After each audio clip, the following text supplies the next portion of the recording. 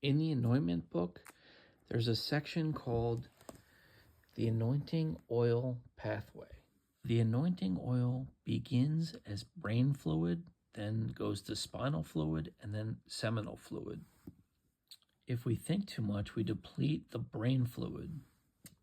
If we work too much or work out too much, we deplete spinal fluid. And if we have sex too much, we deplete seminal fluid. If we overthink, we lose our character. If we overwork, we lose our charm.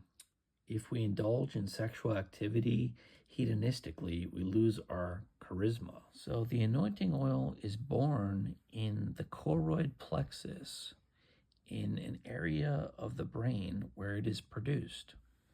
It then passes through an area of the brain called the claustrum. It then descends to the medulla oblongata, a part of the medulla oblongata called the central canal. Here's where the anointing oil travels from the brain ventricles through the central canal of the medulla oblongata to the spinal cord. So the medulla oblongata, the central canal, connects the brain to the spinal cord, and the central canal is the passageway of the cerebral spinal fluid, the anointing oil, from the brain to the spinal cord. The brain fluid or anointing oil is also called cerebral spinal fluid. This anointing oil is a psychological and physical seed which can be called a psychophysical seed. It's not just sexual intercourse, which is physical, that we are moderating and performing at the right time and the right kind, meaning love over lust, but it's also a psychological intercourse where it's a spiritual intercourse. If we do a bad deed or fail from doing a good deed, this interaction is considered immoral intercourse with the divine. So interactions with people, God, and self is a metaphor for spiritual intercourse. So the anointing oil travels from the brain through the central canal of the medulla oblongata down to the spinal cord and is surrounded by an area called the subarachnoid space. The oil travels to the solar plexus, which is where our belly buttons are, and is associated with intuition or a gut feeling. If we are angels and ascend up from this point, we can return the good oil from whence it came. We can also return to the land of nativity from whence thou camest. In reality, most of us are archangels, and we descend to the sacrum, which is known as Egypt and this world. And we also sometimes descend to the coccyx, which is known as hell, Gehenna, Sheol, Hades, purgatory, the underworld, etc.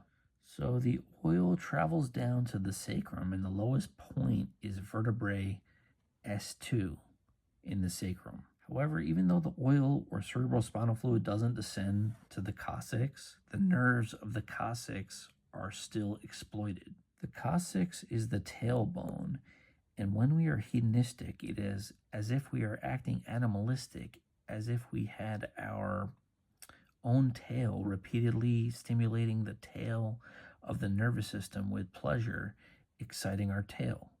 So most of us are archangels. We've descended to Egypt and hell and have been slaves to our ego and sin.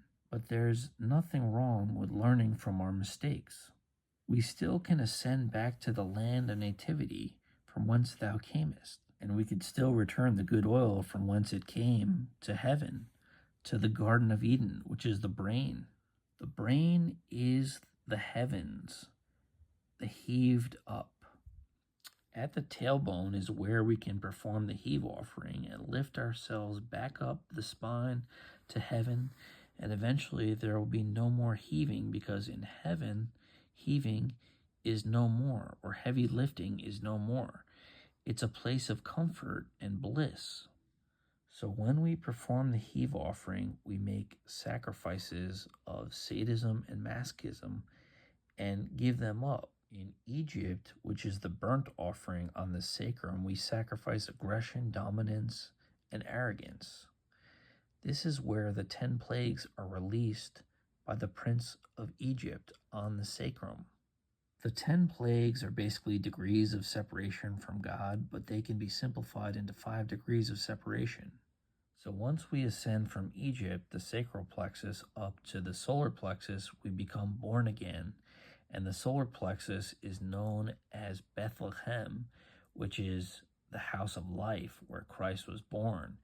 And it's also known as Goshen, which means to draw near, where Moses was born, and a gut connection, also called intuition, is formed. Here on the solar plexus, we sacrifice envy, sloth, greed, and wrath. After we are born again, we ascend up to the cardiac plexus, which is the heart chakra. This is where our stony heart turns into a heart of flesh, where we sacrifice antipathy and apathy for sympathy, empathy, and love. After we ascend to the cardiac plexus, we can ascend to the pharyngeal plexus, which is called the throat chakra, where the vagus nerve or pneumogastric nerve is found. Here is where we sacrifice lies for truth. Now, if we can balance our nervous system and balance the sympathetic nervous system with the parasympathetic nervous system through good eating, not overeating or undereating, good peaceful behavior, alcohol, caffeine, and sexual moderation, we can activate the reticular formation and what's called the RAS, the reticular activation system, and open what's called the thalamic gate. In survival mode, this gate, the thalamic gate, is closed, and the basal ganglia gate, also called the sleep gate, is opened. The thalamic gate is associated with love, and the basal ganglia sleep gate is associated with fear. If we can balance the nervous system and perform intense breath work, either through meditation, yoga, or controlled high-intensity weight training with good form causing heavy breathing, we can accelerate the cerebral spinal fluid, also called the anointing oil, up the spine all the way to the pineal gland. All the way to the pineal gland at the third ventricle, called the pineal recess, where the pineal gland is bathed in cerebral spinal fluid. If enough cilia is tickled by the cerebral spinal fluid and enough pressure is placed upon the rhombohedron crystals that have calcium and fluoride blocking the anointment due to calcification and fluoridation, if enough pressure is placed by the cerebrospinal fluid on the crystals and the cilia, sacred chemicals are released.